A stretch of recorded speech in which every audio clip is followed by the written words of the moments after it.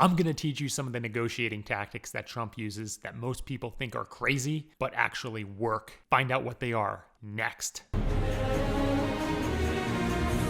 Welcome back to the channel. Derek Van Schaik here. First, this video is not intended to be political. We're simply going to be highlighting Donald Trump's negotiating tactics so you can use them in your negotiating situations in your life. Trump is at the annual NATO Summit in Belgium. Trump and some of his top people are on one side of the table, and on the other side of the table, you have the NATO Secretary General as well as some of his top people. The NATO Summit just starts and they're having this little sit-down breakfast, and Trump immediately challenges the NATO Secretary General on the fact that European nations don't contribute anywhere close to what the United States contributes to NATO, even on a percentage basis of GDP. Now check out the body language of Trump's team here. Germany is totally controlled by Russia because they were getting from 60 to 70% of their energy from Russia and a new pipeline.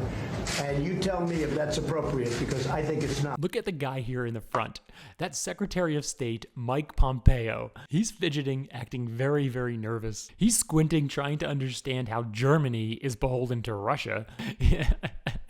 He doesn't really understand the connection there. The lady there is the ambassador to NATO. She's pursing her lips very, very tightly. She's implying that she does not agree, but she's definitely not going to say anything at this point. And at the top of your screen is Chief of Staff John Kelly. He's wincing and looking away, kind of in just disgust. Like, oh man, that's so untrue, Trump. You don't understand the dynamics of why Germany has a pipeline into Russia. He's thinking of all this, right? All these technicalities, all these academic type exercises are going through his head. Now let's continue for a few more seconds here. And I think it's a very bad thing for NATO, and I don't think it should have happened.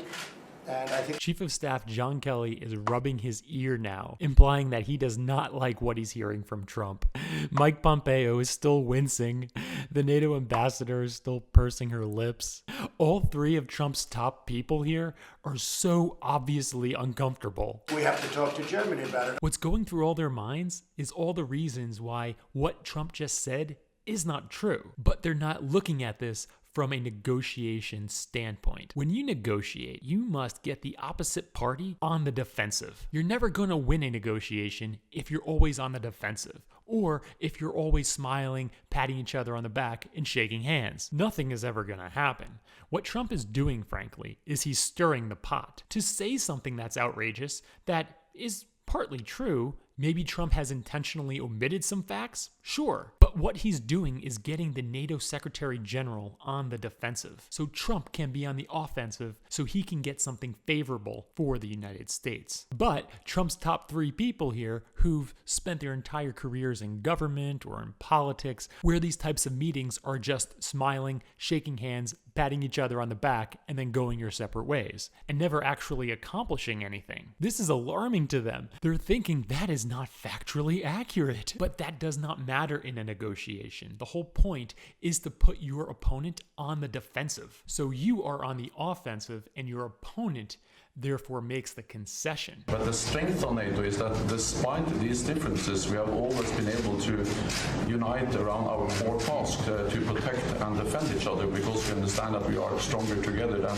apart. And what is he doing? Responding to what Trump said, which indicates Trump has the upper hand here. And now Trump goes back on the offense. How can you be together when a country is getting its energy from the person you want protection against, or from the group that you want protection? See, he keeps putting the opposing party on the defense. Because we understand that when we stand together, also when dealing with Russia, we are stronger. I think what we have seen is that... No, you're just making Russia richer. Well, you're not dealing with Russia, you're making Russia richer. More offense, more offense. All three of Trump's top people are still wincing, pursing their lips, and looking the other way. And the media is just having a field day with this. They're saying that Trump is ridiculous, the whole international community is laughing at him. Even his top people that are sitting down at this meeting with him think he's nuts. The reality is that a good part of the media just doesn't like Trump. Trump sticks to his frame to always be on the offense, never relenting. Always, always offense. Think of it this way. You will never win anything if you're always playing defense. If you're always on the offense and they're always on the defense, guess who's going to win the negotiation? Germany, as far as I'm concerned, is captive to Russia because it's getting so much of its energy from Russia.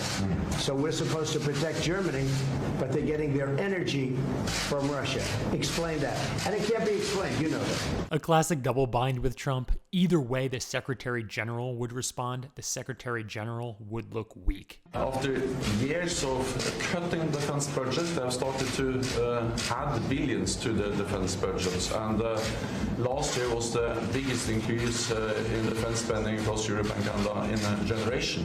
Why was that last year? It's also because of your leadership, because your clear message.